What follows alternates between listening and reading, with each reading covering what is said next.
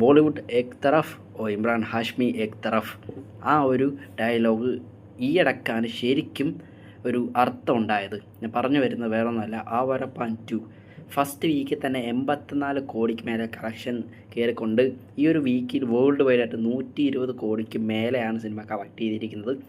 പുള്ളിക്കാരൻ അങ്ങനെ ആദ്യത്തെ 100 കോടി അടിച്ചിരിക്കുന്ന സുഹൃത്തുക്കളെ.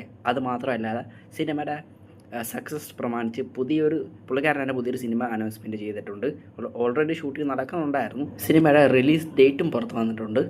ഗൺ മാസ്റ്റർ G9 എന്നാണ് സിനിമയുടെ പേര്. ഈ സിനിമയ്ക്ക് വേറെ പ്രത്യേകത കൂടിയുണ്ട്. കുറേ വർഷങ്ങൾക്ക് ശേഷം ഇമ്രാൻ ഹാഷ്മിയും ഹിമേഷ് രശ്മിയും വീണ്ടും ഒന്നിക്കുന്ന സിനിമയും കൂടിയാണ് ഗൺ മാസ്റ്റർ. സിനിമയുടെ റിലീസ് ഡേറ്റും പുറത്ത് വന്നിട്ടുണ്ട്. നവംബർ മാസം 27-ാം തീയതി ആയിരിക്കും സിനിമ വേൾഡ് വൈഡ് റിലീസിനെത്താൻ പോകുന്നത്. ഇപ്പോൾ ശരിക്കും ഇമ്രാൻ ഹാഷ്മിക്ക് നല്ലൊരു മാർക്കറ്റുണ്ട്. എന്നല്ല, പണ്ടും പുള്ളിക്കാരൻ നല്ലൊരു മാർക്കറ്റ് ഉണ്ടായിരുന്നു. ഒരു കാലത്ത് ഇവരുടെ പാട്ടിന് വേണ്ടി ആൾക്കാർ വെയിറ്റ് ചെയ്യുമായിരുന്നു. മൂവി മാഫിയ എന്നൊക്കെ ആയിരുന്നു ഇവരെ വിളിച്ചുകൊണ്ടിരുന്നത്.